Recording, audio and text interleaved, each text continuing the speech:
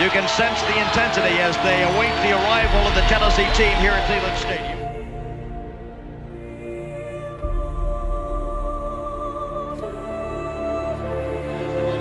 The #1 undefeated Volunteers prepare to race onto the field. Everything is riding on this football game. So there's a special intensity, a special urgency. Here come the Volunteers. Wherever you listen throughout the world, it's football time in Tennessee.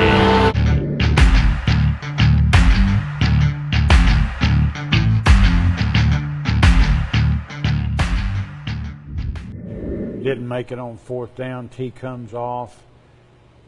Standing right by Billy Ratliff, and T's coming off and starting to unhook his pads a little bit, and Billy says, "Don't unhook your pads. We're going to get the ball back."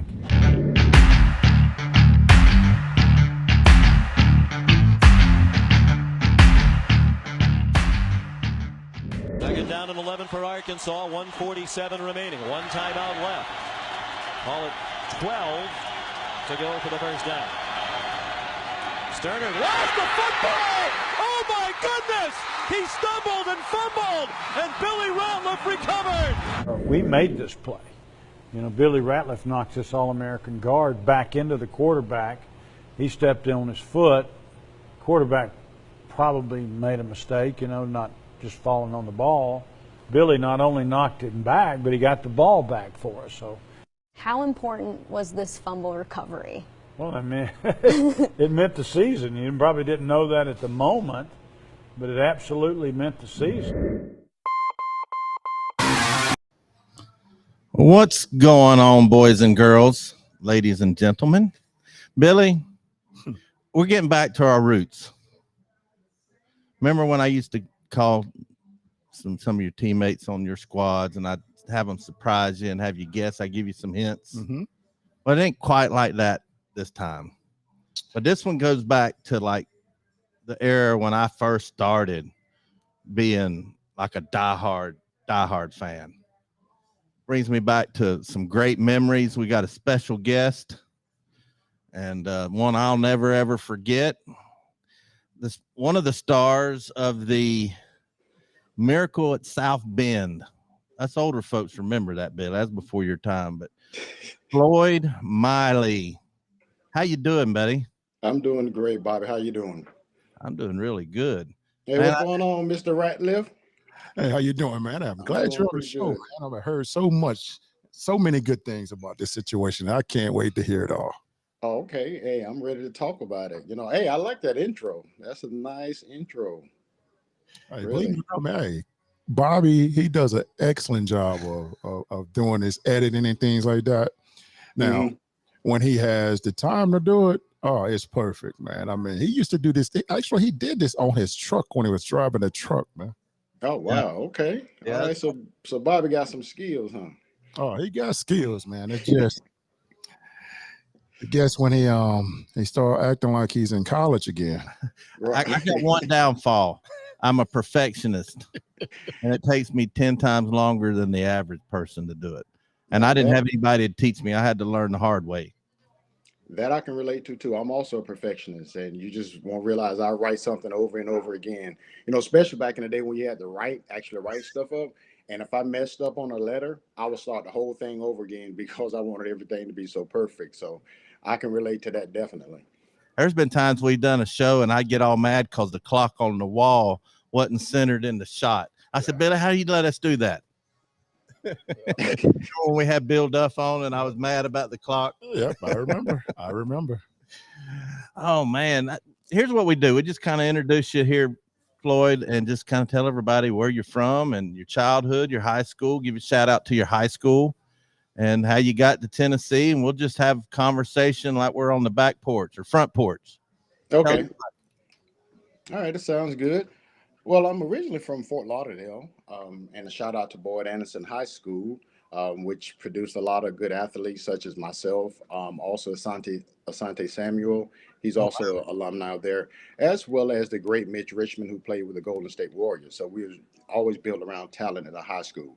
But I want to give a special shout out to not really a shout out, but just condolences to my track coach. He passed away a few weeks ago. He was like a mentor to me for the past 30, 40 years, and it was just tragic to see him pass. But he taught me so much about life in the game of sports, and I just have to acknowledge him whenever I have the opportunity to do so. Before I moved to Fort Lauderdale, it was around when I was 13 years old, and I lived in Daytona Beach, and pretty much playing sports and, playing football, basketball at the YMCA, and also playing baseball. It was early in my career that I wanted to focus on baseball, but I was just passionate about baseball. I wanted to be the next Reggie Jackson. I wanted to be in the Yankees. I wanted to be a Yankees in Yankee Stadium in Game 6 or Game 7 of the World Series when they walked Reggie Jackson and pitched to me and I hit a grand slam. These are things I was envisioning as a child, So when we moved to Fort Lauderdale, my focus was still on entering high school to play baseball. I didn't want anything to do with football, track, nothing else but baseball. So I wanted to devote myself to that. And the football coaches saw how fast I could run, and so they started recruiting me. I'm like, okay, we'll go through it. I'm like, look, I'm not have no interest in playing football. I really don't even like the sport, and I'm going to stay with baseball. So they kept recruiting me over time, and I eventually said, you know what, I'll go ahead and give it a shot. I got it. First game, they put me running back on JV. I think I gained like 225 yards in that game as a running back. So I was like, okay, this is good, because it wasn't like my previous experiences. So I was okay with, started playing the football team. At that time, then my track coach, Coach Bowden, he started recruiting me to run track. And I was definitely not having that. So I was like, no, I'm not going to do it. But he was also my homeroom teacher. So he talked to me every single day. Miley, you're going to come out for the track team. Miley this every single day. So I finally gave it a try. So the sum up, now I started with baseball. Now I'm a 3-sport, student at Boyd Anderson. And there it just started matriculating. Eventually I had to end up, which we might talk about tonight. I had to end up giving up my dream to play baseball, and I focused solely on football and track. Well, you mentioned Reggie Jackson, Mr. October. Do you remember back in the day, because we was born the same year, remember he had a candy bar, wasn't it called Reggie or something like that? Uh-huh. I remember liking those. That brings back memories. Man, Reggie was what big time superstar before there was really a superstar, because he was what he called him he called him the straw that stirs the drink in New York. Yeah. So, him and Steinbrenner were always going back and forth at it, Yeah. And I think they did. I think a lot of that was done on purpose because, it kept selling tickets. It kept them, where they were. So like, hey, no big deal for me. But yeah, he was definitely like my all-time favorite athlete of all time. So you mentioned your track coach. So you ran track in high school? Yes. Mm-hmm. Did you run track in college? No. No, I didn't want to run track in college. Because the reason why I ask is Johnny Majors he recruited off the track team. He's who all did he get? Alvin, didn't he do track? He was what, high jump? Yeah, you got Alvin Harper. He was there. Willie Galt. Sam Gaddy, he was a gold medalist. A lot of people think Willie Galt was the gold medalist, but with Sam Gaddy, wide receiver, was on the 4x100 1984 Olympic gold medal. Right. Yeah. Played for the Broncos a year or two, wide receiver. Mm-hmm. Yeah, sure did. We had some speed. I mean, 80s is what started that wide receiver and we've talked a lot the week leading up to this interview, and I kind of want to, before we get into what you wanted to talk about, let's talk about your class. Billy, class of 95. He had Al Wilson. Name off your class again, Chad. Let's see, we had that'd be Al Wilson, Phyllis Price, Chad Clifton, Fred White, myself, Antron Peebles, Brian Darden. There's a lot of guys. I'm missing Sean Bryson. Yeah, you had a squad, but and then I had that special one on there because they always give this one to it. And Leonard Little. Yeah, you can count Leonard, even though he came from JUCO. You can count him. Hey, but remember what Jeff said, right? Yeah, I know what Jeff said. He's Jeff, if you're watching on the way to the game, he's going to the home opener for the Charlotte Hornets. So I remember, I remember like class 87 because there's a guy that was on the team that actually recruited me. to come to Tennessee, which was Randy Sanders. Okay, Coach Sanders, yeah. And nobody realized how good of recruiter this man was, man. I mean, if he got a country boy like me to come to Knoxville, Tennessee, he had to be good. From Mississippi. Yeah. He was good. Randy was actually a good, he was a good quarterback. He tore his shoulder up and it kind of, derailed his career. But he still devoted his time and attention to teaching the younger players, and especially Andy Kelly, Sterling Hinton, and those. And also in our class, who does we have? We have Dale Carter, Dave Thomas, Carl Pickens. We had J.J. McCleskey, Shazan Bradley, Kerry Bailey. It's just list just goes on, and we can talk about those things. So you got to imagine this now, okay? So you talk about just the 97 class. Let's talk about that class that was just before that, our 87 class, the 86 class, when they had those 6 wide receivers. That wide receiver U was actually named for, named after. I mean, those boys were bad. And then you put us together. Name them off. Name all of them. Let's see. There was Terrence Cleveland, Vince Moore, Carl Pickens, Anthony Morgan, T.D. Woods. Who was the 6th one? It's 6 of them. Wow. Those are the only ones I can name now. So if you think about those names I just dropped, that was in the day when Tennessee had that rich history of just athletes, and most of them were from Florida. A lot of us came from Florida up to Tennessee. Alvin Harper, I know. Yeah, he's from Florida. Tony Thompson, who was a SEC Russian champion back in 90. I think it was 91. Actually, it was 90. So he was also there. You talk about Travis Henry. He's also from there. So Florida is a breeding ground for athletes, especially at Tennessee. And it takes a lot for you to come into Florida and take us away from Miami, Florida State, and Florida. So it has to have a quality program. All right, that leads us into your recruitment. And before I do, that kind of reminds me of the 97 class with running backs. Jamal Lewis, Travis Henry, Stevens. You had a couple of them. Travis Stevens, Chris Ramsroy, Dominic Stevens. I mean, you talking about all those guys were either number 1 or number 2 in the state of Tennessee, in their states. Mm-hmm. And I mean, after hearing you name off those names, I'm like, man, it was always getting recruits like that, man. People don't realize that Tennessee been doing this for a long time. Right. We kind of fell off with recruiting. And I'll tell people this, right when, I'm going to say when Coach Fulmer got fired, we still got a good class that next year. But for those next few years, we had average classes. We wasn't getting those top guys out of Florida, Texas, California. And that's what was missing, man. I mean, and he'll tell you, if you don't keep the same coaches and you start changing all those things, it becomes a problem. That's what's going on with Alabama right now. Mm-hmm. Starting to catch up with the transition of so many coaches. Yeah. Well, let's talk about your recruiting process from in high school. When did you get your first contact and what school was it? And just kind of go through all the schools and your thought processes. And I know you've got some things you want to say and I want you to say it, but people want to hear it, and just kind of go where you're standing now and how you've rectified all that over the years. Okay. Well, let me first just let this be known. Going into my senior year in high school, I thought I was going to just go get go to Bethune-Cookman College, which is in Daytona Beach, Florida. I had no vision that I was ever going to play college football, and I honestly had no desire to do such. But what happened my senior year in high school, we switched coaches. Our coach resigned, so we had to hire another coach. This coach brought in the wishbone offense. I was a wide receiver. And I'm thinking, now, how am I going to get recruited in a wishbone offense as a wide receiver?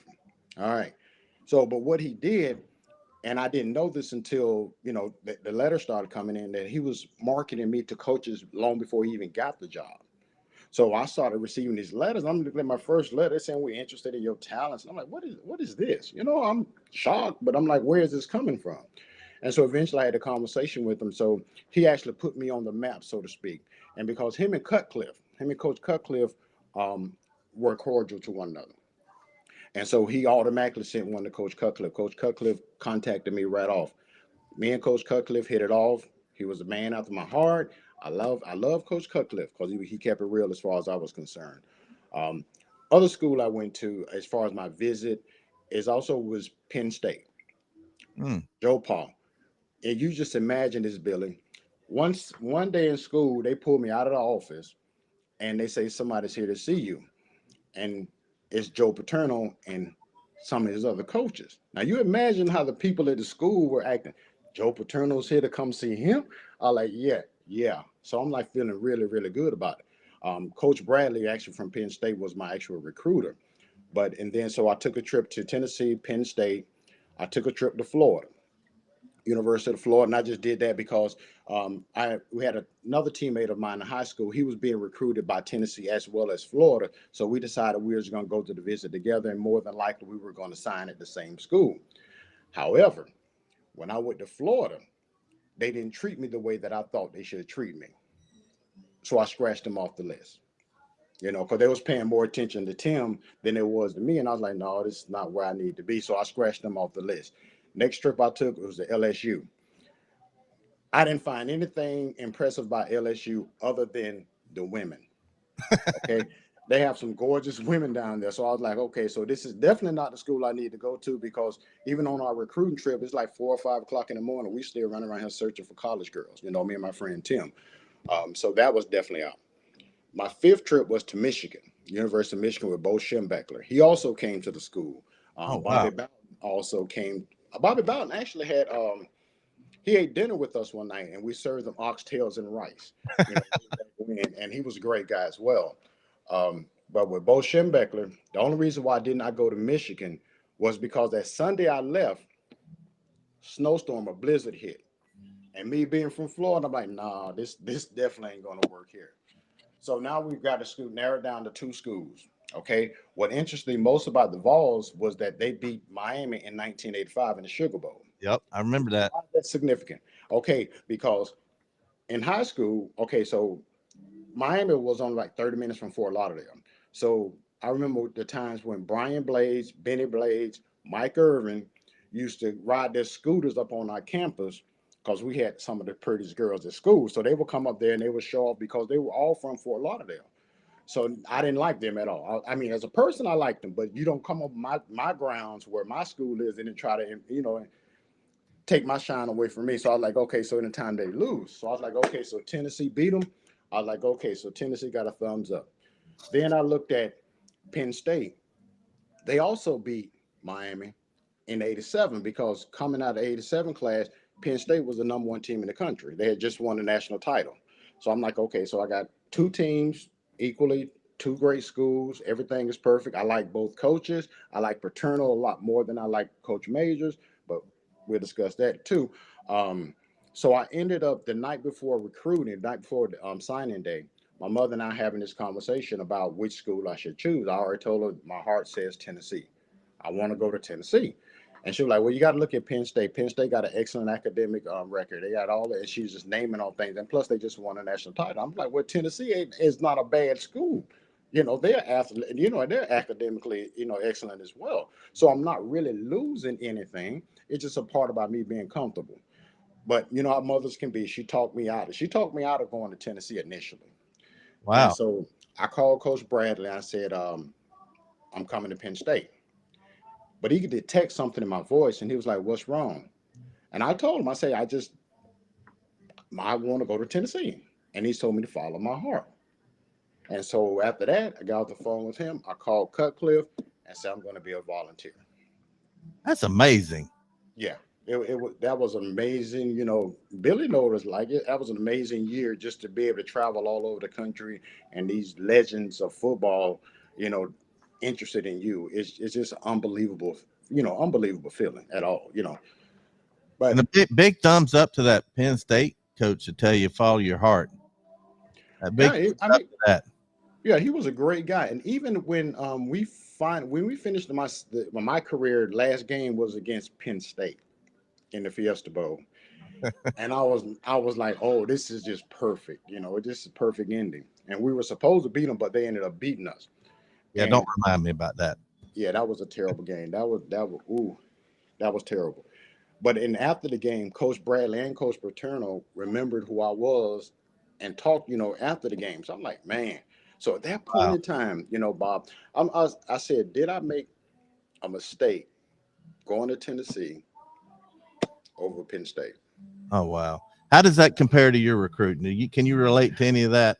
I mean, that's pretty much spot on. I mean, when you're a great recruit, that's typically exactly how it goes, man. I mean, especially if you visit all your schools. I mean, back then, recruiting was more like a vacation in a sense. I mean, but like today, everybody uses their recruiting to put it on social media.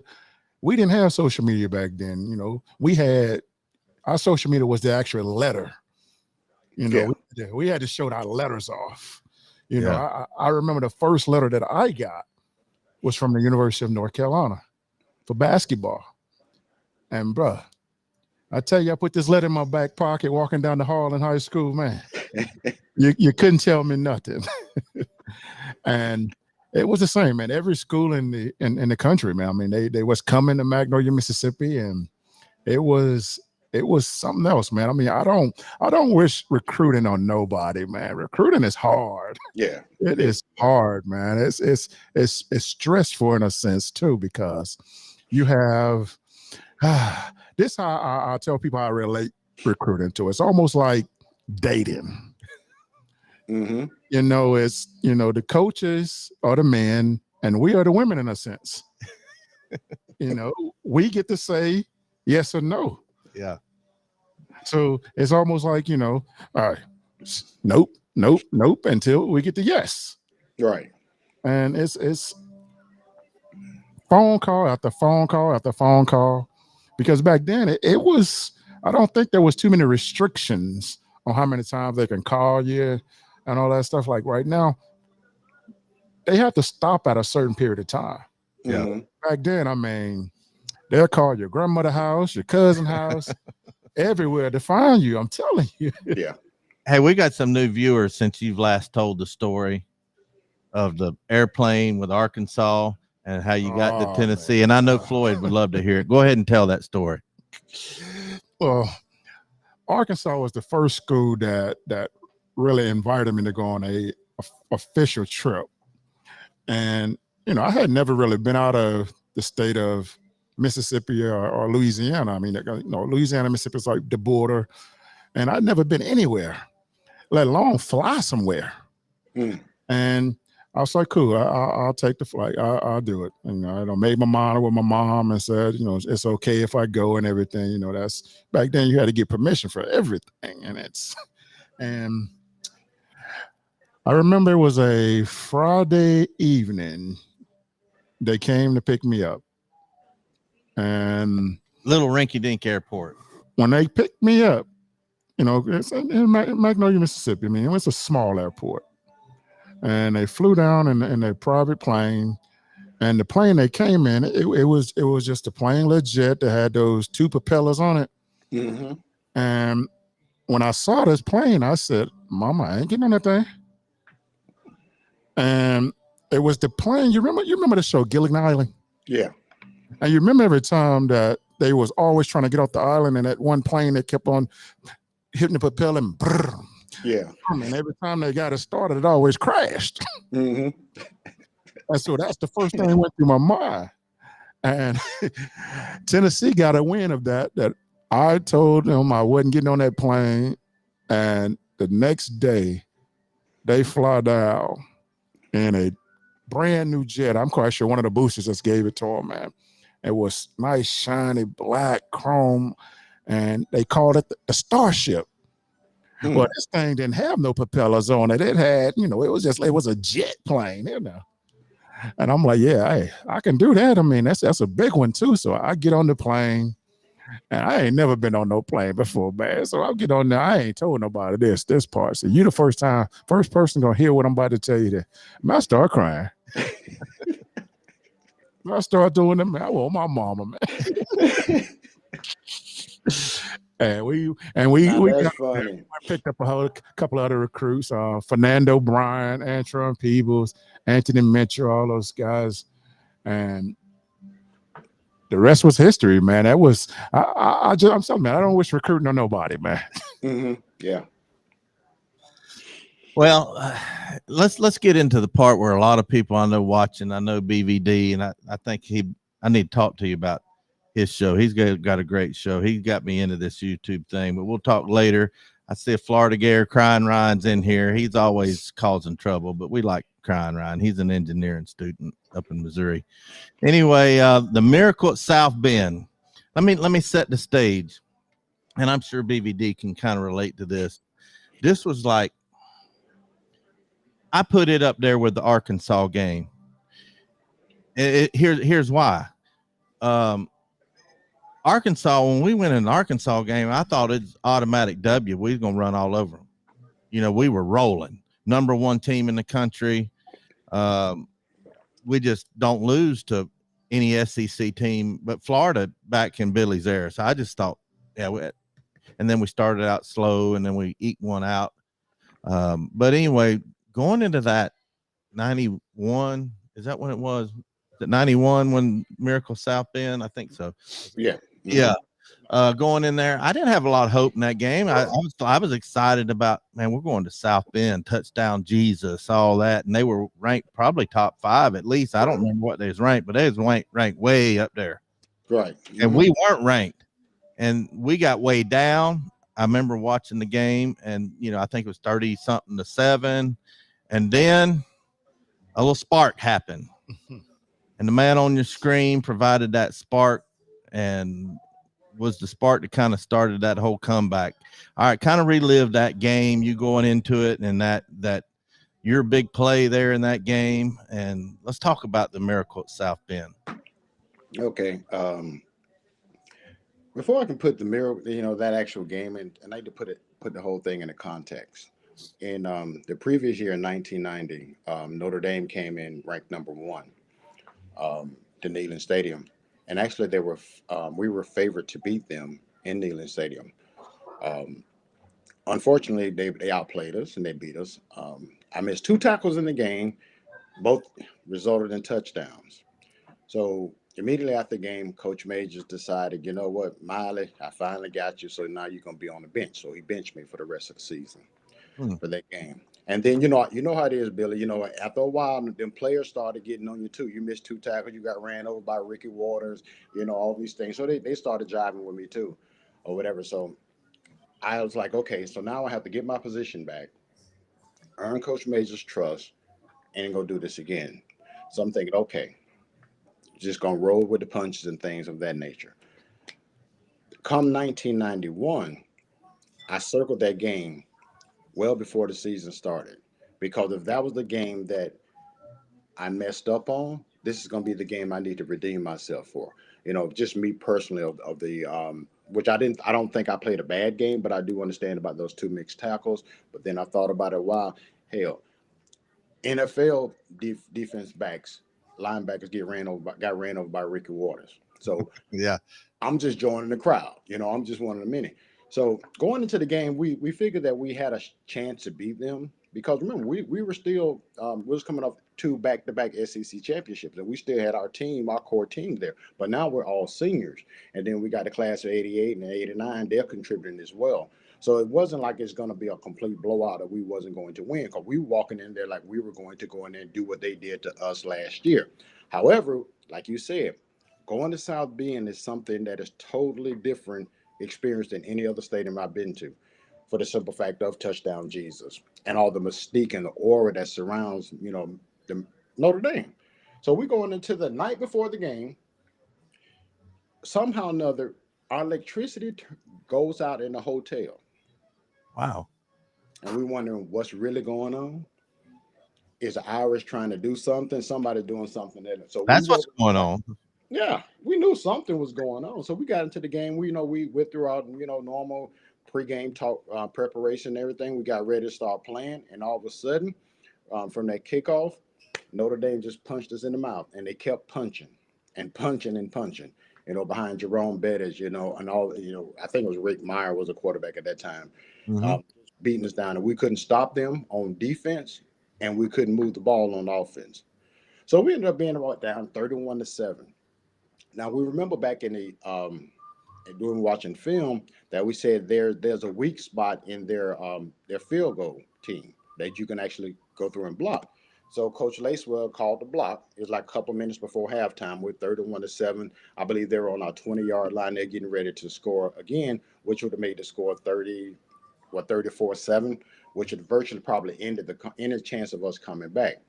So call block right. Daryl Hardy blocked it. My job is to make sure no one runs out, no receiver runs out for a fake. So that's all I had to do. And so Daryl sliced through the line. He blocked it. And then the ball ended up between one of the offensive lineman's legs. But I'm the only one that saw the ball. It must have been because I just reached down, I picked it up, and I sped around, and I just started running. And I'm just running towards the stadium. Then all of a sudden, I see the Notre Dame come. I cut across, go down there, and then I start seeing out of my peripheral vision. I see my volunteers, Jeremy Lincoln and Daryl Hardy, just doing the wonderful blocking. So I started slowing down a little bit. And then we scored a touchdown. I was like, okay, wow, this is great. It's a great personal victory, okay? Understand that because of what happened the previous year, okay? So, but I'm not even thinking about what ultimately ended up happening. So we go into the locker room. Coach May just tells us, look, if we don't turn the ball over, we're actually winning this ball game. And the score would have been 14-7. We was actually winning the ball game. He said, stop making the mistakes, make the adjustment, and y'all gonna come out and win this ball game. And second half, Andy Kelly, Carl Pickens, Vaughn Reeves, J.J. McCleskey, all those great volunteers just got together and they just started running. Taking advantage of their offense. Their offensive problems, their skills and all that. Aaron Hayden running through the ball, slashing, doing all. So we start coming back. And that time they gave the defense a joke. Because, you still got us. Notre Dame is Notre Dame. Jerome Bettis was a beast. And every time they needed something, they're gonna give him the ball, and tackle him is the hardest thing I've ever had to do. And so we get down to the point we stopped them. They have not scored the whole entire half. Okay, so now we're like, other than the field goal, and then it gets down to the last minute of the game, and we're like, okay, this is if they make this field goal, they win. If we miss it, we win. All right. Again, weakness on the time. This time, Jeremy Lincoln, who was a track guy, he. At the snap of the ball, he shot. He was running, going full speed. He ran so fast that his hands and his upper body outran the ball. And then when he kicked it, he ended up kicking him he kicked him and it hit the side of his butt, and then it careened off. Dang. And that's when the whole Notre Dame fans, you know how they were. They were salty. But then the field became just orange, and it was just like the most glorious feeling. Like stress had been lifted off, everybody. We did what we were supposed to do. We did what they said they could not be done. We went into Notre Dame on their 300th game that they were at Notre Dame, and we beat them by coming from behind. Well, I'm gonna play your field goal block because there's a lot of youngsters aren't old enough to remember this. I'm gonna see if I can get this on here for us. Let me maximize this screen so people can see it. But here you go. This is Miracle South Bend. This is what started the comeback. Down. Kick is up. Blocked. Chasing after the ball. Who comes out of there with it? Tennessee will have possession. They're going to run with the football as it's picked away at the 25 to the 30, to the 35 to the 40, breaks to the outside to the 45 to the 50, to the 45 to the 40. Floyd Miley can fly. Floyd Miley has the ball at the 15, at the 10, at the 5. He has gone all the way. Touchdown, Big Orange. Daryl Hardy blocks. Floyd Miley picks. Miley wanders his way back and forth. And the 76-yard blocked field goal return. The ball rolling around on the ground, and I saw Floyd trying to pick it up, and he finally got it. And I thought they had Floyd. I said, Floyd, flip it to me, flip it to me. And Floyd came out of there and just running. And I seen when I saw him come up out of there with the ball, I just went to go block me somebody, and he cut out right off my block. And Sean made a great block right behind me too. So I mean, it was a great play, and it was great. It was great execution by defense, really. And it's a thrill to be able to go in at halftime with a score on defense. All right, I got to ask you a question. What's it like to hear John Ward call your name like that? Oh man, I can't explain it. Since when I wrote the book, the original book was Floyd Miley can fly because that's what he said. Yeah. And more so than that play, I think what he said cemented that play into UT's history, legacy, based on what John Ward said. So I was like, okay, if I do anything, it has to be Floyd Miley can fly. And just to hear people year after year, like 32 years ago, and people still talking about Floyd Miley can fly, or this thing. But then I started looking at it from a different perspective. Okay, I stopped looking at it just from a being able to run fast perspective, and I started thinking that I can do anything in this world I want to do because I can fly. So in essence, that Floyd Miley can fly by Mr. Ward gave me the confidence to continue to do things that which I've done after football. And so that's how much it really does mean a lot to me. Yeah, BVD over here in the chat says Miracle at South Bend is definitely my top 5 all-time games, and Floyd return is in my top 3 plays I personally remember. Fans remember you, man. You said it's glad to not be forgotten. People remember that Floyd Miley can fly, like the Billy Ratliff recovers. You know, that's just one of those things for us older fellas. So, you know, that whole game just, I'll never forget it. I'll never forget. I could tell you every major play. I could probably remember 75% of maybe not that many, 70% of all the plays that happened in that game, especially in that second half. Right. From your kickoff return on, I remember, I'm like, man, we got a chance here. If we can do this, this, and this, and then this happens, and I'm like, man, we really got a chance. You know, we do. Oh, no, man. Win it right here. And then the ending happened, and it's just like jubilation. So how does that rank in your all-time games? It's got to be up there for you personally. I have 2 games, and Notre Dame would be 1A, and then Mississippi would be 1A. Tell me about the Mississippi. Okay, so back in 1990, this is the week after we lost to Notre Dame. I'm benched. I'm not going to play anymore for the rest of the season. That's what Coach Majors made it clear. So we go to Memphis, and we're playing Ole Miss. And the winner of that game was typically going to go to the SEC championship. Okay, the next team we had after that was Vanderbilt, and we could beat Vanderbilt with our eyes closed back in the day. So they were getting ready to score. Actually, they scored the touchdown, and what I think it was brought it into maybe a 2 or 3 point game or something to that effect. And then on the kickoff, not the kickoff, on the field goal attempt, but the free extra point attempt, excuse me, Coach Major sent me into the ball game. I have not played the whole entire game. I hadn't even stretched. I didn't even know where my helmet was. You know, it was just that bad. So I was like, okay, so I'm running out there, you know, no stretching, no nothing. It's cold in Memphis and all this other stuff. And Ryan Patterson blocks the kick.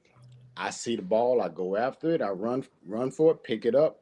Next thing you know, I'm running down 97 yards, going to get with a 2-point conversion. Oh, yeah. The funny thing about it is that during that play, they kept calling me Ernest Fields. So they're like, Ernest Fields, he's a senior running back from Milan, Tennessee. He's going to score. And I'm sitting there like, that is not Ernest Fields. That is me. You mean over the PA system? Yeah. Like, run faster, didn't it? Them announcers was like, yeah, crazy, you know. So, but the reason why that game was so important, and number one, that's the only play I played in that game. And then number 2 is the fact of what happened the previous week. Yeah. Wow, man, that's good to hear these stories. All right, let's talk about you getting to campus. I know you had some things you wanted to talk about, and that's what this show is about, with your relationship with you and Coach Majors and Cutcliffe and promises. And Cutcliffe and promises. Well, you know. You got it. I know about some of that kind of Billy stuff. knows all about that. How many positions you changed? 3 times, 4 times? Before he does, kind of break the ice, tell him how you came in and all the talks you had to switch positions. I mean, you know, I was a linebacker. Middle linebacker is all I ever knew. I mean, I didn't care about playing nothing else. And, you know, I didn't know that, you know, they was going to be evaluating you to, you know, see what position you really played or whatever. I mean, high school, you play anything means necessary to help the team win. Right. Well, I get there, I'm a little bit heavier than I then they recruited me, because when I came on my recruiting trip, I saw the linebackers that Tennessee had. I thought I had to get bigger, so I went back home and I ate. So I get to campus, high school, I play ball, 6'1", like 200 pounds. And that's big in high school back there. And I get to campus, I'm 6'1", 235. Mm-hmm. So, of course, all the guys, they say, oh, you're going to put your hand on the ground. I was like, yeah, they made me put my hand on the ground. I'm going home. And he did. Oh, did you? Oh, man, I skipped town quite a few times, man. Oh, see, quite a few times, man. My story it's a long story, but long story short, man, I mean, once I figured out, what they was trying to do, I understand the process, and I bit the bullet when they told me, I'm one of the best 11 men that's on the defensive side of the ball, and we switched it to this position, and DN, wasn't it? The first switch was DN.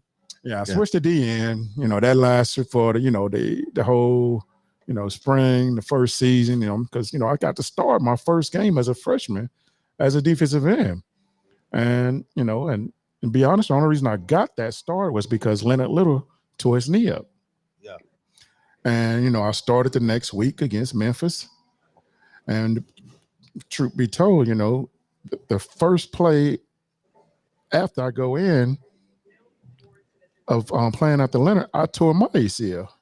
I didn't tell the coaches that. I didn't tell nobody that. I just kept playing, and I'm like, I'm playing. I'm on TV. I get my family get to see me, and now I'm starting. Right. And I mean, we playing Memphis Tigers. I mean, Memphis ain't nobody. That's easy. I can play on a toe ACL. I mean, I think I played on that for 2 more games until we played. I think it was Arkansas Razorbacks, man. And them Razorbacks, they come in with 6'3", 6'4", 330 pounds all the way across. Right. Can't play on no toe ACL with them. That was what, 96? Yep, that was 96. The year Memphis beat us. Yeah. And then what was the talk about going to D tackle? Was that a big conversation? Well, that was an easy one there. I mean, because I was already playing DT with the end, because all the multiple defenses we played with the bear defense. I mean, I slide down to the 3 technique. And playing 3 technique with me, going against offensive guard was so easy because they were so slow. And, all I had to do is just kind of shock their pads and go across them. And, our goal is to open that shoulder pad up and get around them. So that was easy. And history was them. I mean, once I learned the position, it was a very fun position. All right, Billy broke the ice. Now we got to hear it from you, Mr. Miley. Well, I didn't take my reassignment as well as you did. Because you was recruited as wide receiver, wasn't you? I was recruited as a wide receiver, and I told every coach that I talked to, if you have plans on making me play defensive back, let me know now, because I'm not coming. All right. So Cutcliffe, Kippy Brown, and Majors pretty much assured me that they wanted me as their receiver. I said, okay, as long as that's the case, we have no issues whatsoever. Okay. And like I told them, if I really want to play defensive back, hell, I'll go to Florida State.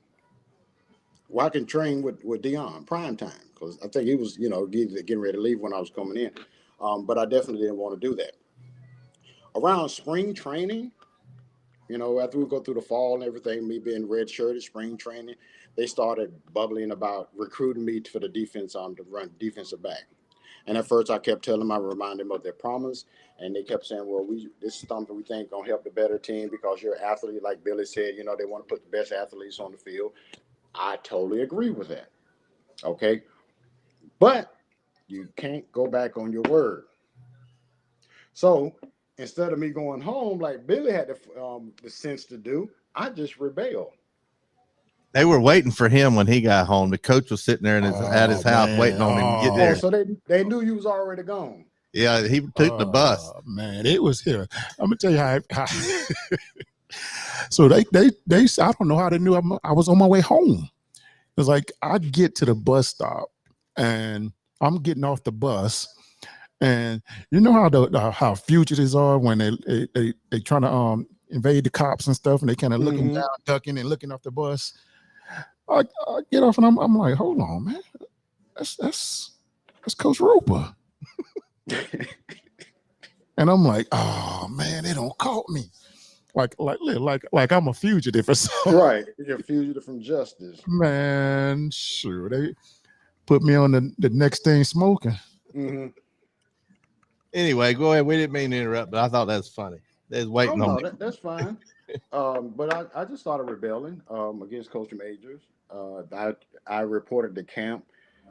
Back in the day, I don't know if y'all had to do it, Billy, but we had a conditioning test. We had to run 110, actually the football field, 15 times under 10 seconds.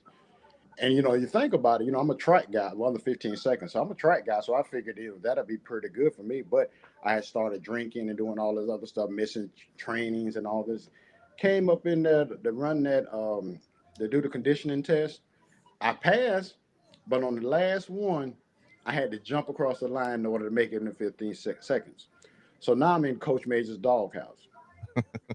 So we definitely didn't get along at that point. He's upset because I didn't report. He's also upset at me because I wasn't being a team player. So I'm in his doghouse. Things just keep going, getting worse, just getting worse. And then I finally reached a point that when Coach Matthews came, and I believe this was around 1989. This is after the championships that we actually the first of the championship of '89 when we went down and we played Arkansas in the Cotton Bowl. I had been screwed up so much at the university. I was failing in school. I was getting in trouble on campus, and I wasn't even doing half trying in practice. So I already know I'm on my way up out of here because they're getting ready to send me home because I'm just too much. They used to call me a bad seed, because I was just terrible. So then I got into an argument with Coach Matthews. Okay. Now let me back up. Let me tell you about this one argument that I got into with Coach Majors about. It was a Georgia game, and Georgia had 4 running backs. During the game, each of them had 100 yards rushing or more against us, and they beat us. But prior to that game on Thursday, we were having, it was in T-shirts and with jerseys and helmets on, and one of our players ended up getting hurt because Coach Majors wanted to run this play over and over and over again. So I got upset because it hurt one of my teammates. By this time, I'd already, said, okay, I'm going to be a defensive back. So he got hurt, and I went off on Coach Majors. And I cussed him out. I cut and just talked bad. And then the thing about it, the media was there, though. That was the whole thing. It's Thursday. The media is there. It's press day.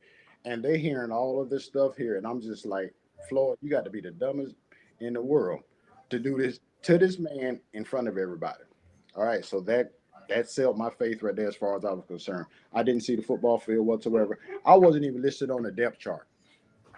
So I knew my time there was limited. But somehow or another, I managed to work my way around it. And we got to the point where we were somewhat cordial with one another, Coach Majors and I. And then I had my second run-in with Coach Matthews, who was the defensive coordinator / DB back that replaced Ken Donahue in 1988. Coach Matthews and I had a run-in, same as another Thursday practice, and he was upset because he said I wasn't giving much effort. I'm like, we're in helmets and jerseys. It's light practice. And again, the media was there, and he accused me of doing something I wasn't doing. And so I went off on him again, calling him everything. But this time I'm getting I'm doing emotions of the hands and all, and everybody just paying attention. And Coach Majors came over there. He was like, Floyd, please calm down. Calm down. So he was able to calm me down. He said, now go to the locker room. I said, okay, cool. I'm fine. I go to the locker room. I get one of the trainers come in and say, Coach Matthews want to see you. And I said, well, if Coach Matthews want to see me, he know where I live. And I walked out of the complex. Wow. And then about an hour or two later, after dinner, he comes into the dorm. He said, Floyd, I need to talk with you. I said, okay, we go to right between Gibbs Hall and where Stokely was, that little bridge area. And he was telling me about basically what he told me. You're not going to go to the game. You're not going to LSU this week. And I looked at him and I said, don't worry, I wasn't going anywhere, and walked away. Because at that point in time, I knew I was done with Tennessee. Really? Like done. I was done. It was over with or whatever. But then, as fate would have it, after the Arkansas game, I went to Florida to go visit my grandmother. And just being around her allowed me to put things into perspective. So I said, okay, now I got to come back to Tennessee because that's where I really belong. And my mother was saying, look, you started there, you might as well go ahead and finish there.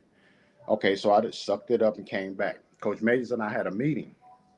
The day I got back, I don't know how he knew I was coming back on that particular day, but he scheduled a meeting when I got there. And he told me if I don't get my act together, you got Tracy Smith, you got J.J. McCleskey, they're already ready to move up. So we're not going to waste any more time with you.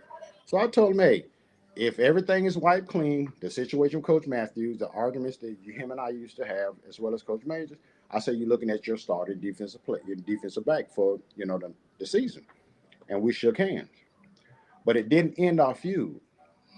It just pacified it. And the reason why I'm going into these stories, I'm trying to put it into perspective on how I remember I made a comment earlier about I thought I chose the wrong university after Pitt State beat us.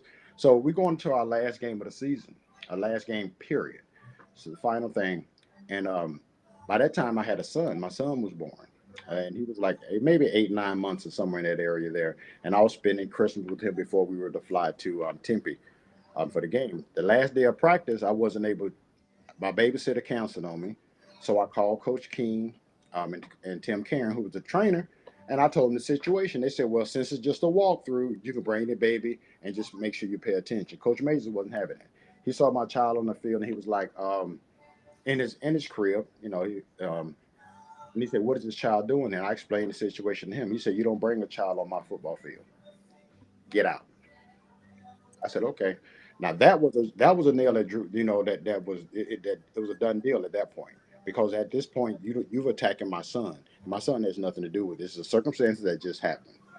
Okay, so now I'm at this point that I just can't stand Tennessee. Yeah. Okay, so even like I was telling you last night, we talked about it. From that time, from the last game with Penn State up until I think like 2000, 2002, I did not root for Tennessee. I did not want to watch Tennessee football. I wanted nothing absolutely to do with Tennessee. And much respect to my brother, Billy Ratliff, I was so angry that I wanted y'all to lose that Arkansas game. I mean, I'm serious. I believe you. You couldn't tell me nothing. I didn't want to nothing to do with Tennessee. So, but over the years, as I got older, I realized that the mistakes that I made, and which also contributed a lot to my problems that I had between Coach Majors. And so I decided, you get older, you start processing things, you understand things a lot better. And then so I began to admire him for what he was able to actually teach me, because in the midst of everything that was going on, he was teaching me something that I was going to use at some point in time in my life. And I found myself continuously doing it. And when I have to go back, Billy, let me ask you this though. Do you ever just like sit back and think about, that first maxim, the individual making a few mistakes will win, when things get bad? So those are like things that he taught me. So I was like, okay, maybe he wasn't so bad at all. So I went back and we had a conversation. He remembered me, remember where I was from, the play, and all this other stuff like this. And we became somewhat as close as we were ever going to get. And to this point, I mean, I respect him, as a coach. I respect him as a man. I respect him for what he was trying to do at the university at that time. It just so happened we got off on the wrong foot. Yeah. What was that meeting like? Your first meeting after you started not hating Tennessee, when you're trying to get back in? What was that meeting like? Where was it at? And was it on the phone, in person? Actually, it was they were inducting some of his papers into the into Nashville Public Library or some Congress or something. And somehow or another, I got wind of it. So I said, you know what, I'm gonna go see about it. Just go, support him and whatnot. And so I was there. We shook hands. We didn't do any apologies or whatever. I did thank him for the things that he did teach me, and I thought, I thanked him for that. So ever since then, our relationship kind of changed. So next year we saw each other. It'd be all, hey, Coach Majors, what's going on, Floyd? We had just had more of a like I said, more of a cordial conversation than what we was having before. Yeah, that's an awesome story. That's an awesome story. All right, let's parlay that into your book. Tell us about your book and where we can get it. We're going to give away a copy or two tonight to people that commented. Let's talk about your book and what's it about and how's it go with any relationship with majors in this book? Yeah, we do talk about pretty much some of our difficulties which we had, which we did go through the book. But the premise of the book, the reason why I started writing the book in the first place was because I got to the point where I was tired of fans asking me, how did it feel to make that play? What were you thinking about? I'm like, it's football. It's something that we just do. Yeah. We don't think about it till after the fact. So then I started thinking, I was like, you know what? People look at that game, but they don't understand the behind the scenes, the struggle that I had to endure to even make that play. Because most people say, okay, that's great. But they don't know about it. Me failing out of school, I got dismissed from the university twice. So they don't look at those things. So what I wanted to do, I want to give everybody a contextual view of what Floyd Miley Can Fly truly meant. Because when I came to UT, I was a young 16, 17-year-old knucklehead who couldn't do anything right. But then now, by the time I ended, I had my wings, so to speak. Mm-hmm. And so the book is written to pay homage to the game, to the struggles that I had, and the obstacles that I had to overcome. And then it's also, I encourage readers, if you read the book, even though it's a platform on football, it applies so much to everyday life. Yeah. Well, how long did it take you to write that book? Whoa. Well, since I'm a perfectionist. Isn't there 2 editions or something like that, you were telling me? Yeah. And the reason why there's 2 editions is, like I was telling you last night, I had one email address with Amazon. Mm-hmm. And then I'm making a long story short, I don't have access to that email address anymore. So I can't log into the actual account because I was supposed to start doing a book signing on October 14th. But I couldn't get the books ordered in time. And then plus I had a death in the family during that weekend. So then I had to say, okay, if I have to recreate this book, and I did not have my manuscript. So luckily my mother had a copy of the book. So she sent it to me and I had to scan each page. Oh, wow. And then I started editing. So I said, all right, well, since I have to do all this in the first place, I might as well turn this into a second edition. And what's going to make it better than the first book is that I use names now. Even I use the player's name.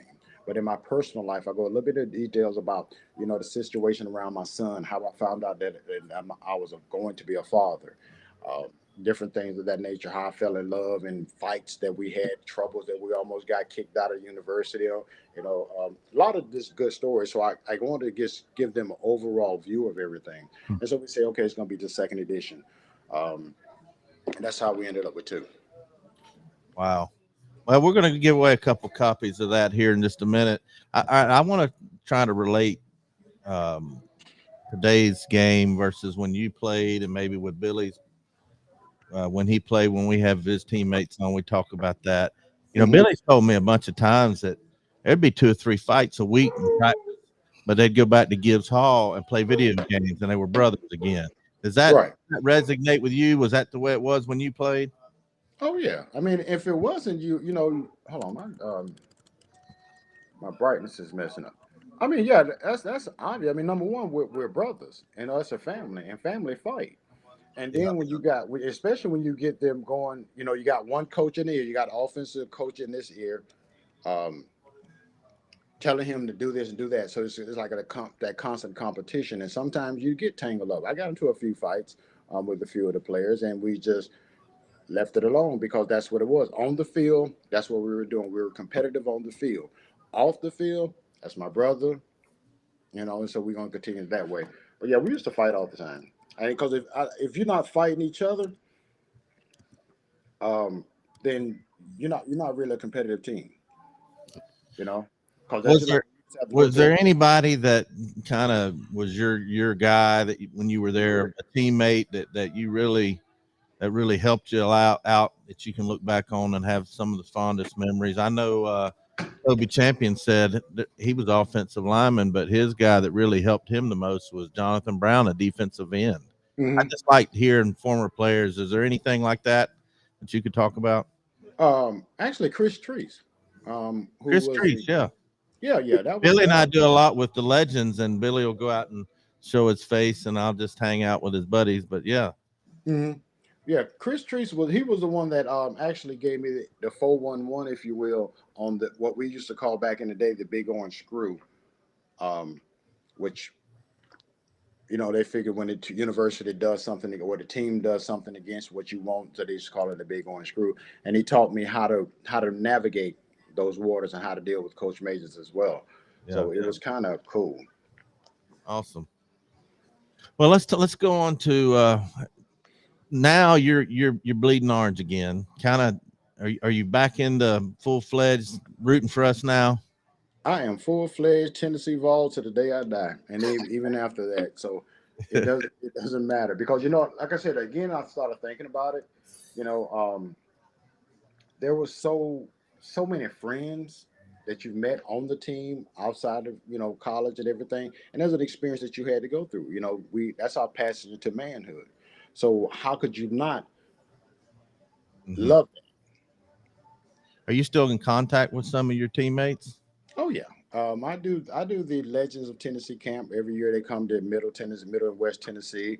I do keep in touch with them as much as possible because we all trying to live out here and adulting and everything. Yeah. And I see Ernest Fields. He's actually he's a police officer in Nashville. Oh, really? Yeah. And I see him every now and again. I see him actually more as a cop than I do as a friend. Just drive by one day, say, hey, there's Ernest. And I blow my horn and we just keep talking, and then we do a little Facebook chatting and stuff like that. So yeah, that's awesome. All right, this is where we talk about what do you think the differences is between today's Tennessee teams or the game compared to when you play? Billy says the big difference is you can knock people out when he played. That's the big difference. Yeah. Well, what do you feel about that? I mean, that's actually true. You can knock them. You back in the day, you could do what you need to go do with them. The whole object was to hurt, seek, kill, and destroy. You want to hit them hard. The game, it's like an advanced version of flag football. There's tackling being done in there. There's terrible fundamental drills, fundamentals as far as tackling goes, just the basic concepts. We used to have this drill where, they're sending a wide receiver, a running back that's run up the sidelines, and we had to cut them off at an angle. Nowadays, you see like different players, they want to run behind them. You got to cut the guy off at an angle, so they're not teaching the fundamentals of the game. Plus, you can't hit somebody. If you hit them too hard or if they do this, you got a penalty, you got this targeting, all this stuff. It's just making the game soft. And another thing that's messing up the game is that kneel. That name, image, and likeness stuff, with what do you think about that? I wish they had it when I was playing, because it would have helped out. Our meal money was what, $15 meal money after every game.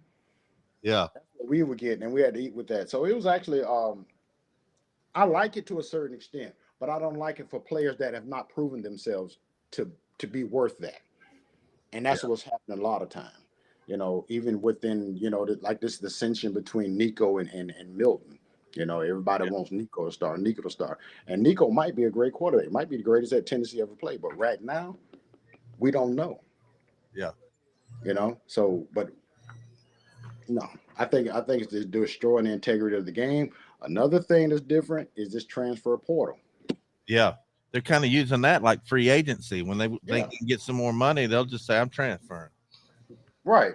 We couldn't transfer back in the day because we transferred. We had to at least sit out a year, wasn't it? Huh? Didn't you have to sit out a year back in your day? Well, you had to sit out a year if you went out of the conference, but if you went in conference, you had to sit in for 2 years. Oh, wow. I didn't know that. So, basically, Tennessee had us. I mean, all of universities, they had them, And then there's no guarantee that just because you leave that you're going to get another scholarship from somebody else because, coaches do badmouth players. Yeah. So, but I mean, I enjoy the game. It's a lot faster than it is now. The only thing I don't like is I don't like the lack of physicality, and I don't like how It's like they don't take it serious enough to me. You know, I mean, there's certain things. I mean, and this comes with developing a championship team. You have to know how to. Horace Morris used to say it best. He said the best way to kill a mosquito is with a sledgehammer. When Tennessee had Bama down, number one, it should have been 21-0. Tennessee just let them hang around a little too much. And they don't have that killer instinct like they had last year. Now, last year, they'll put you to sleep. This team don't have that same veracity. And it's not completely on Milton or anything of that nature. I think it's just part of just the culture of that team. Yeah. It makes sense. How do you think your best year would have hung with today's 2023 class? Man, we would have beat them down silly. That 1989 team. Oh my! We had Reggie Cobb, Chuck Webb, Tony Thompson, those 6'5" receivers, and we had a defense that was to die for. That's the only game we lost was to Bama. And Del Carter was on that team, wasn't he? Not in '89. This was pre-Dale. Okay. Dale only came in '90. All right. Because he came from JUCO. A lot of people don't know that. Wasn't it Pickens? Didn't he play both ways? Wasn't he on defense? Yeah, he played both ways. Receiver and as well as safety. Wow. So, yeah, we'd have hung with them. The schemes have been a lot big, but you know the thing about it, we would have ran the ball down their throat. Yeah. Yeah. And they couldn't stop it. I don't think any team in the country could stop us right now the way that we played back in the day. And for crying Ryan and watching us here, kind of tell everybody, what was your record against Florida when you played? 1-1. But they put that one loss, get an asterisk mark by it. Tell us about that asterisk. I like asterisks. Okay. All right. The year before, 1990, we beat Florida in Neyland Stadium 45-3. I remember that. What is that? The raining game? Was that the one where it rained? No, Flooded? that was Auburn game where they came back. Oh, that's right. So we beat them 45-3. Spurrier's first year as a head coach, we beat them down. The next year we were going to Gainesville. Jack Sales, who was our graduate assistant, he had some recruiting violations going on, so they ended up firing him. So this fellow, he goes to Kinko's and he faxed over our playbook. Oh, I've been telling the Kinko Crook, Ron Zook, the Kinko Crook is what we call it. Yeah, Ron Zook. Yeah, it was Ron Zook, but yeah, it was Zook, not Sales. So they knew what we were going to do. So that is an asterisk. I gotta agree. I don't care what Ryan said. He says there ain't no asterisk. That's an asterisk. That's just they need to just forfeit that game. Yep. You know, back to it. Because even then they only beat us by 11 points, and you know what we were going to do offensively and defensively, and you still only beat us by 11 points. So I wish Ron Zook would walk in the door right now, Billy. I'd let you handle my light work though. I couldn't do anything, but you could. I think Jack Sales was involved in that too, because what ended up happening, Kinko's they sued Kinko's. I never heard that. That's good. Back in the day, they used to say faxing is confidential. Yeah. And so the fact that they talked about it, or showed it, or they told the University of Tennessee. That's how Tennessee found out. So they violated that confidentiality right then and there, and that man got a couple $1 million for cheating. Dang. What Kinko's did they fax it from? That's what I want to know. One on Cumberland Drive on the Strip. So it was faxed from up here. So it's probably a Tennessee fan that faxed them. I think we need to find out who actually typed in the numbers on the fax machines. I mean, they're culpable. Yeah. I wouldn't have done it. Well, they probably wasn't a big Tennessee fan, or it might have been a disgruntled player that played back in the day and just wanted to get Tennessee back. You never know who it might be, you know. Let's get into the fun part. Billy talks about all the food, Gus's, and the Shell Station where you can get the cheap hot dogs, and Gus's used to get calls from the coaches, don't deliver this player because he's trying to lose weight, and it's just some funny stories. Do you remember anything about that? No.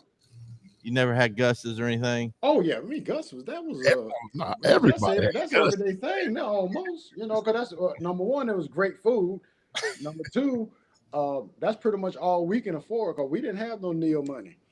You know, if we didn't have our girlfriends buying us food, or when the eating hall was open, we had to starve. So you definitely were down to Gus's. And I even still go back. When I go back, I have to go back to get me a Gus burger. Oh yeah, The best burger in town. Yeah. But I have a story. This was a rumor was around back when we were there, like doing tour days. They used to put what they call saltpeter into the Gatorade. And it was allegedly, I don't know if it's true or not, but it was supposed to keep our sex drive low. I'm just telling you what was told to me. Because, you got 18, 19-year-olds, guys together, and you know what's going to happen. This is some exclusive content right here, Billy. That's the story I heard. So, I say that's what they did to us. So that's about the only strange thing that we did do. Like I said, I enjoyed looking back on, I didn't enjoy every moment of me being in Tennessee, but for the most part, I have more good days than I had bad days,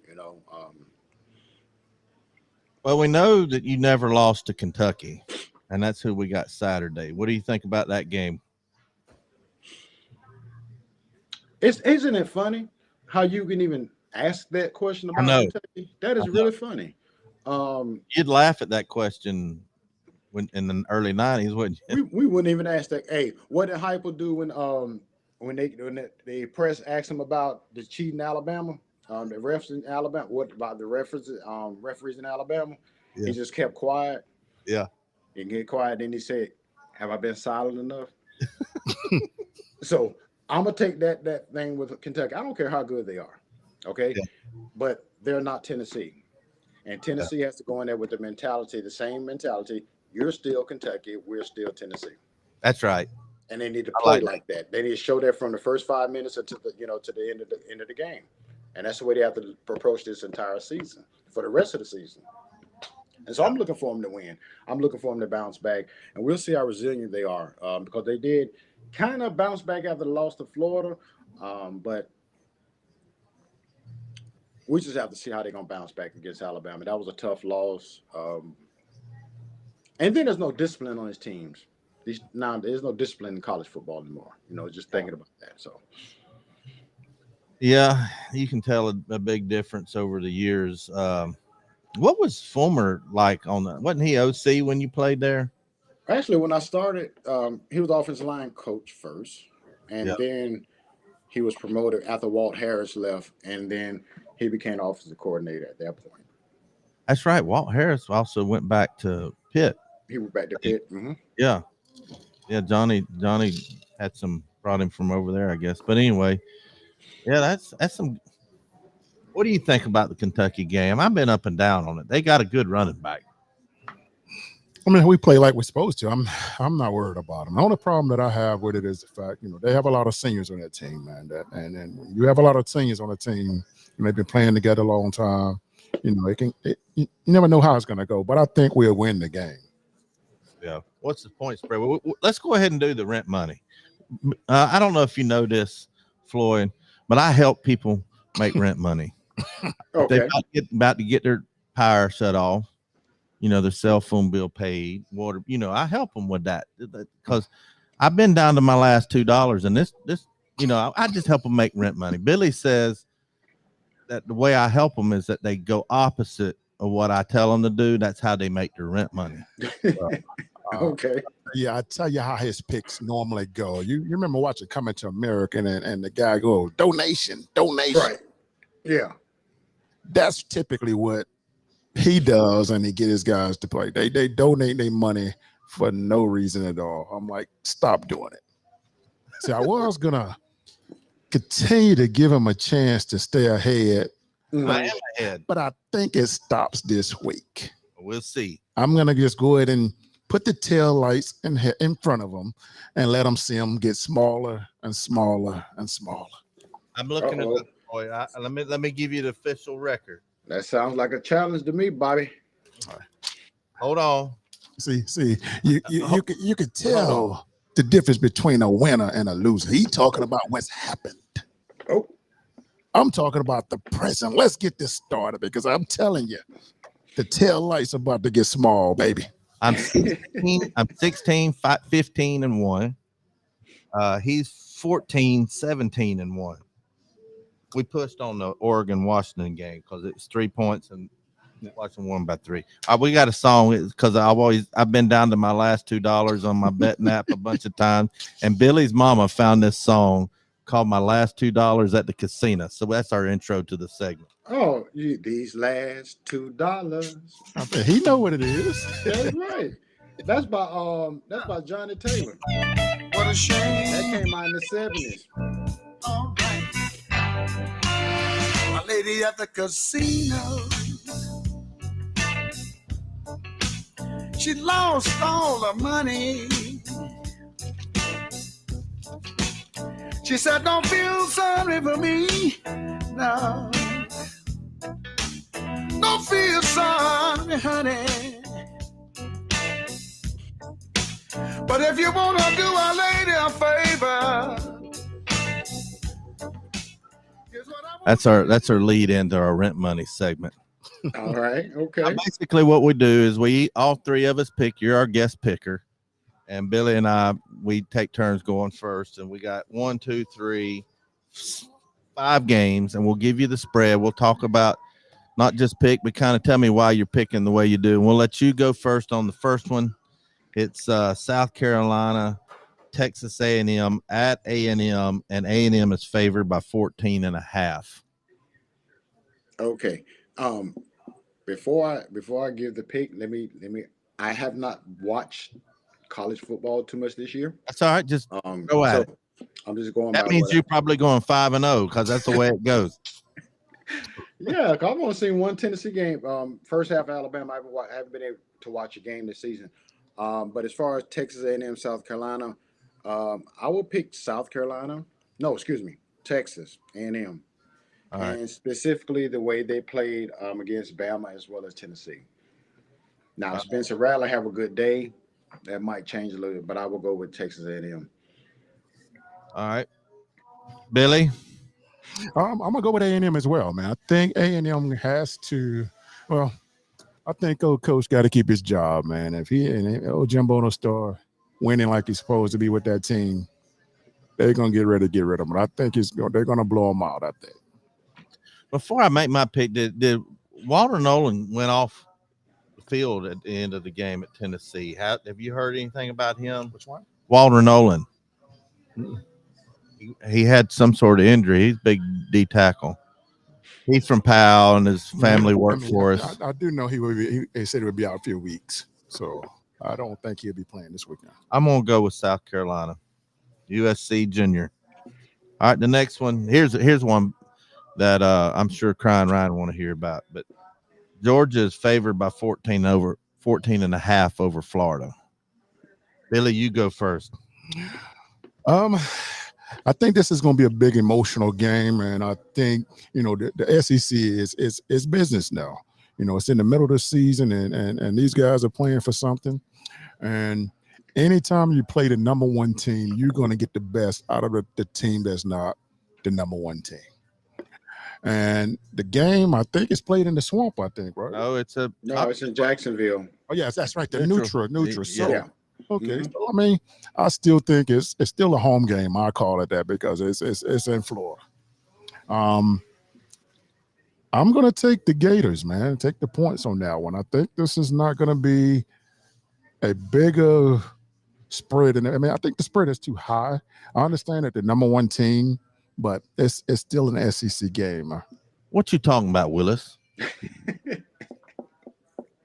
Remember that show, Floyd, back in the day? What you talking about, Willis? Yep, different strokes. I stumbled across it the other day. All right, I'm going to write you down for Florida. All right, Floyd, what do you think? I agree with Billy to a certain extent, especially about there being a rivalry game playing against number one. However, I think that Georgia does not cover the spread, but they do win. So you're going to take Florida then? Okay. Mm-hmm. This might be a first. I think, see, I already had my pick in my mind. See, my system's easy, Floyd. It's easy. I used to think and do all these analytics and seeing who played who and their common opponents. Now I just go with my first gut reaction.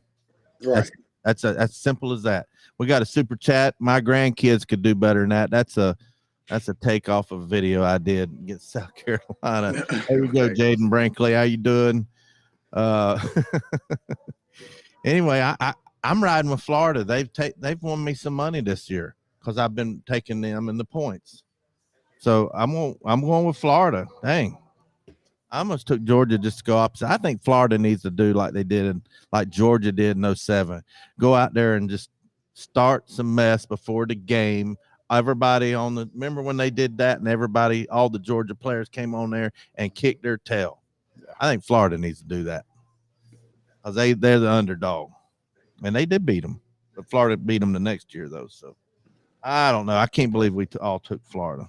All right, the next one, Utah, Oregon. Oregon by 6.5. It's at Utah. I'm gonna take Utah to cover that. I think they cover it. So I'm going with Utah. Billy. Oh man, why'd you have to do that? I know. I try to read your mind and go where whatever I think you want to go. That's also my trick. And then I pick it, so you have to go opposite.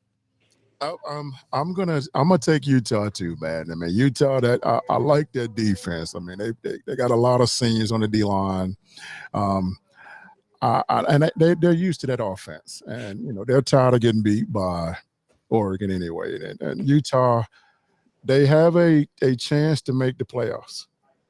So I think this is going to be a pretty good game. So I'm taking Utah. All right, Floyd. Utah as well. Dang, we got two back-to-back the same. All right, next one. Oh, before we pick this one, I want to know your opinion about prime time.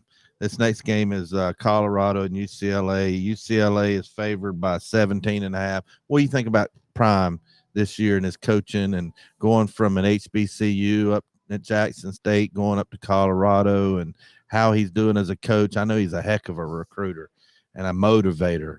And that's half the battle with being a coach, I think. Of course, I never played, but what do you think?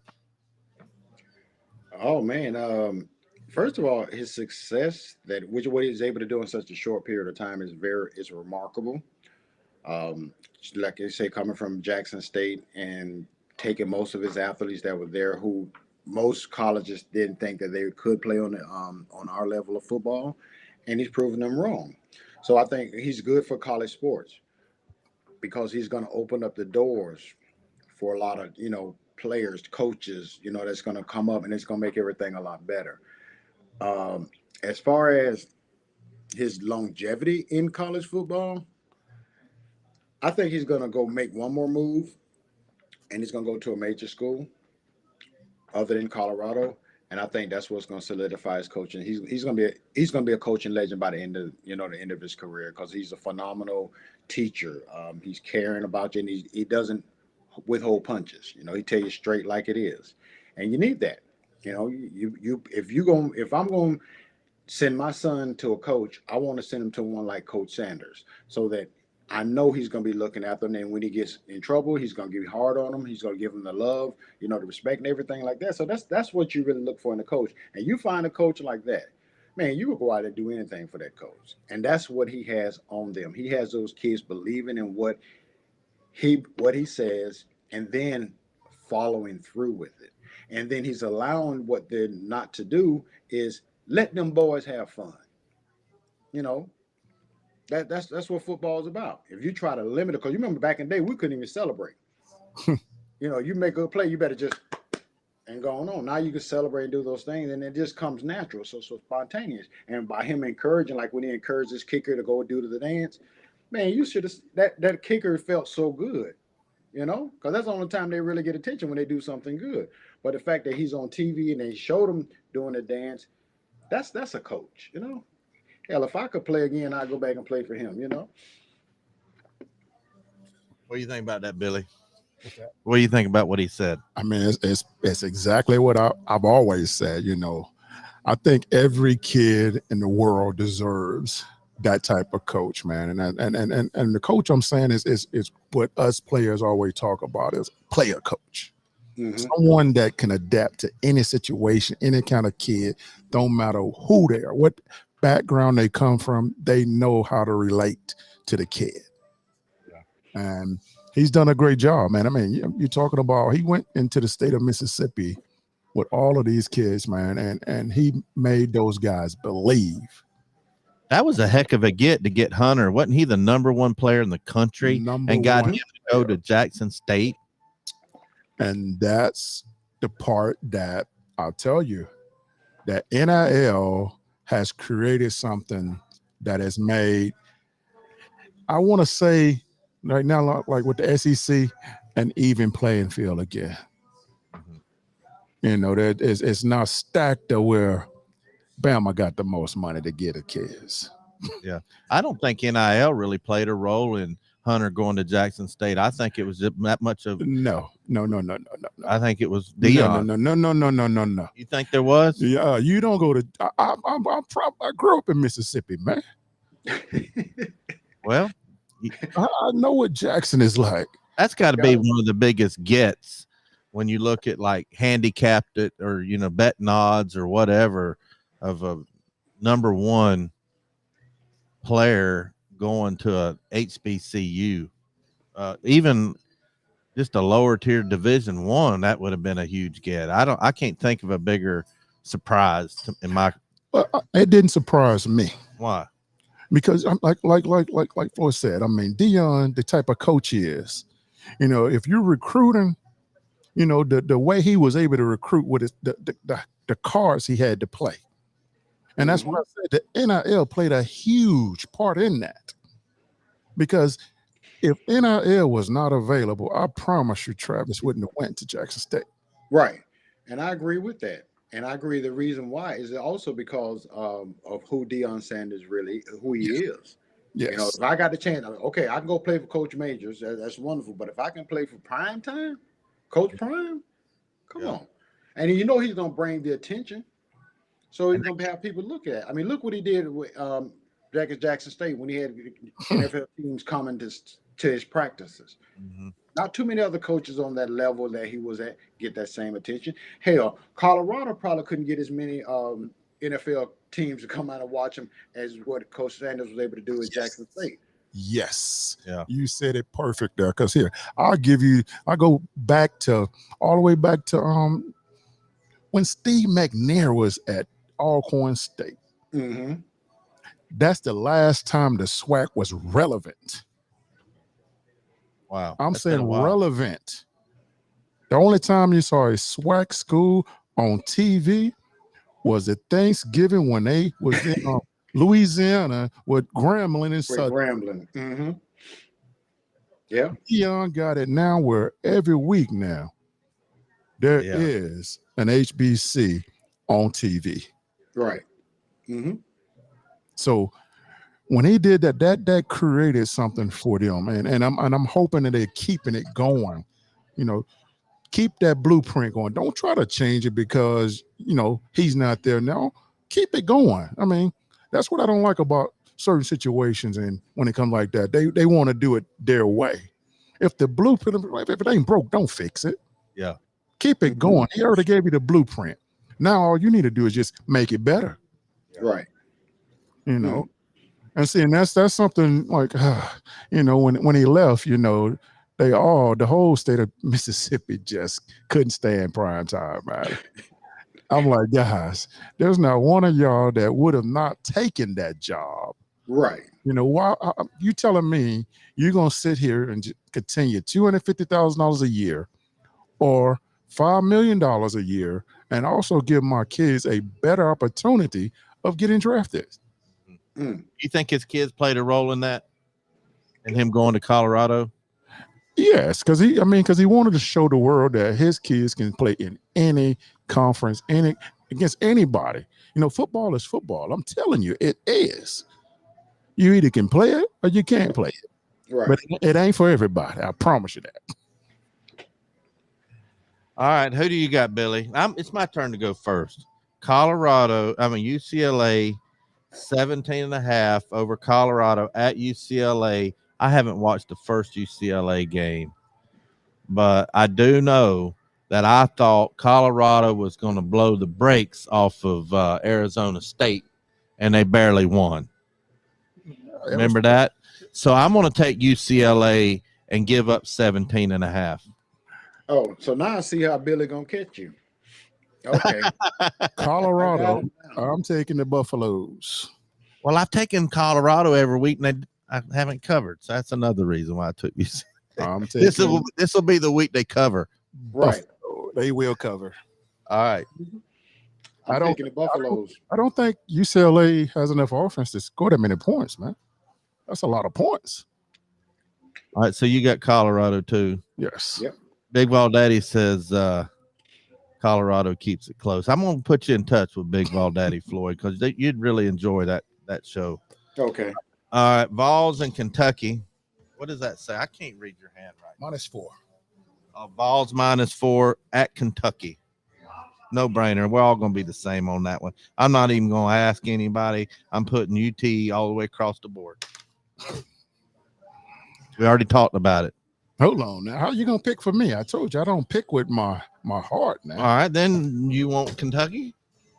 Man, I wouldn't. Go ahead. I wouldn't take Kentucky. I thought you was wanting me to catch up with me. I